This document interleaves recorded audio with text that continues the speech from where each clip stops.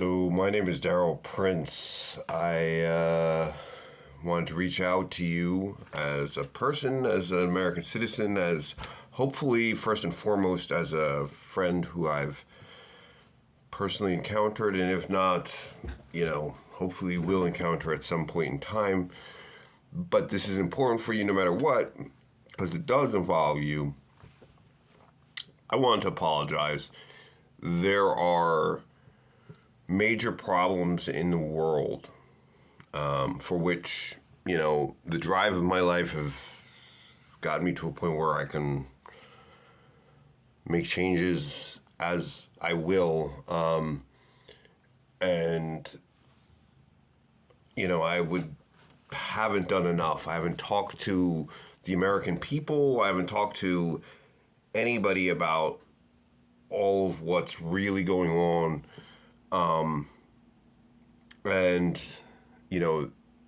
So to whatever extent my not expressing clearly how we don't have a lot of choices, honestly, in terms of things like climate change, like this is a physical thing, whatever's best to keep extra solar energy from burning our planet to a crisp and making everything kind of weird and hard to predict. We got to start taking certain steps to preserve our environment, the place that we live in.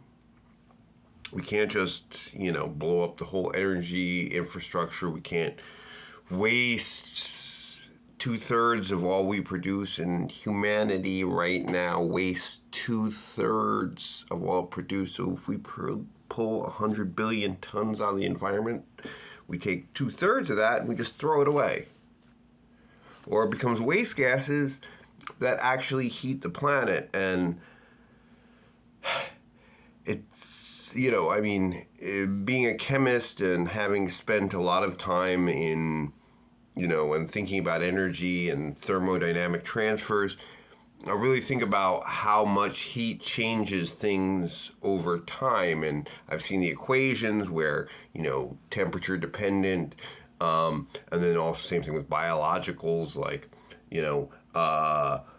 disease crossover is very low at certain temperatures and then jumps up at other temperatures, and then all kinds of other nasty mold and things like that grow much faster at a few degrees higher.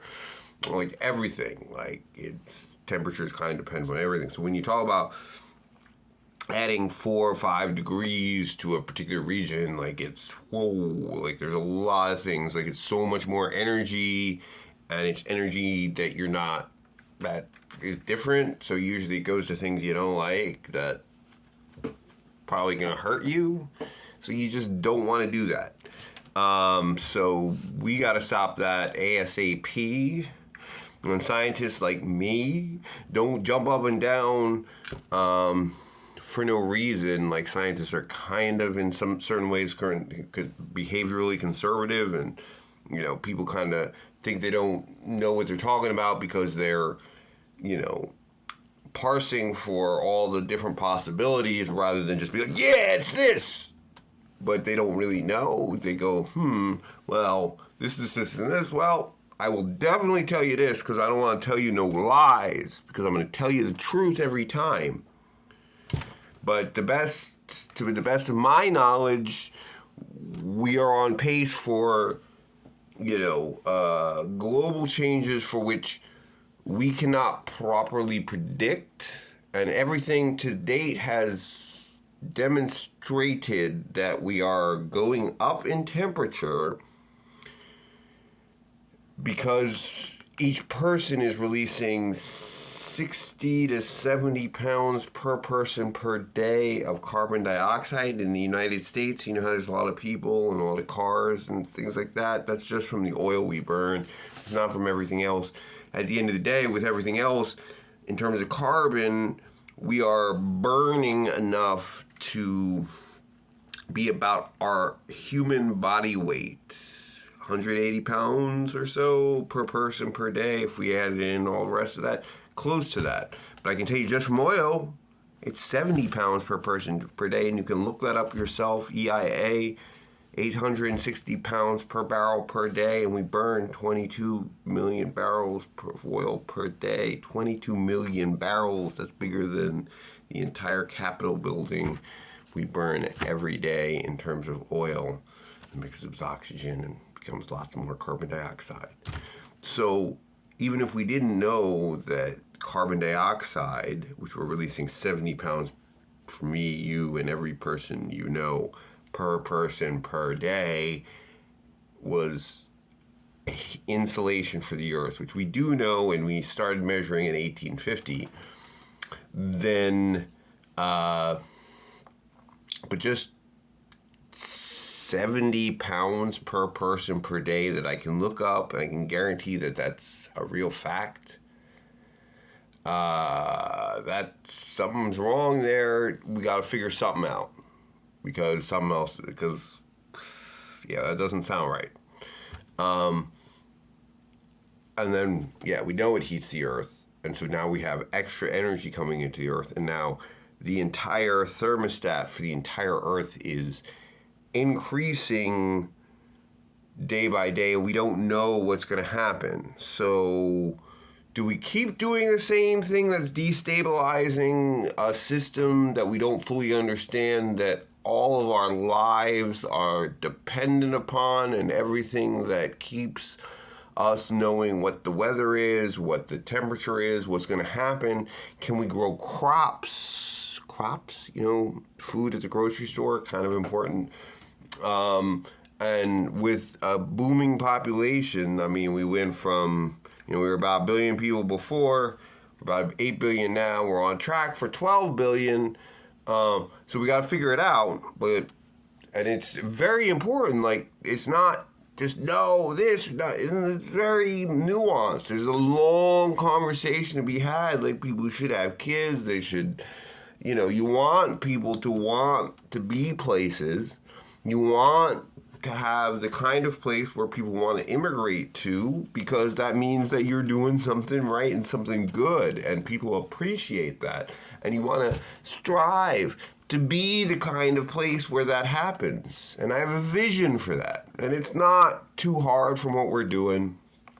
777 plan is a plan to spend $7 trillion, and it's $9 trillion actually, but the $7 trillion is supposed to be net revenue neutral. So the United States puts up $7 trillion in capital to upgrade, recycling, the, human-built infrastructure, to reduce traffic, to,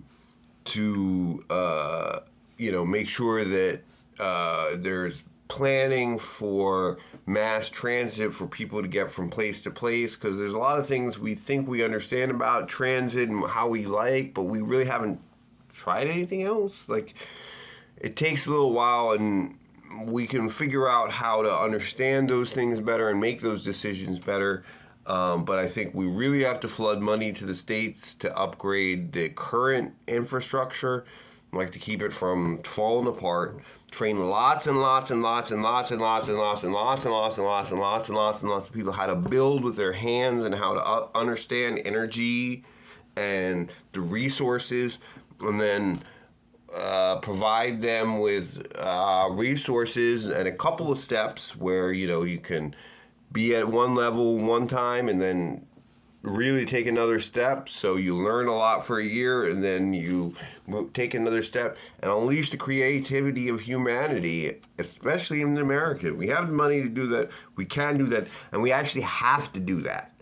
Like, there's not really a choice. Like, it's kind of a physical must. Like, I mean, we have to take care of the Arctic, we have to spend major money on it, and this actually will produce a lot of economic value and a lot of jobs and a lot of long-term value. And I threw in the Social Security and Medicare imbalance. I can run that back by building tons and tons of housing. We need more housing, and that will drive down inflation.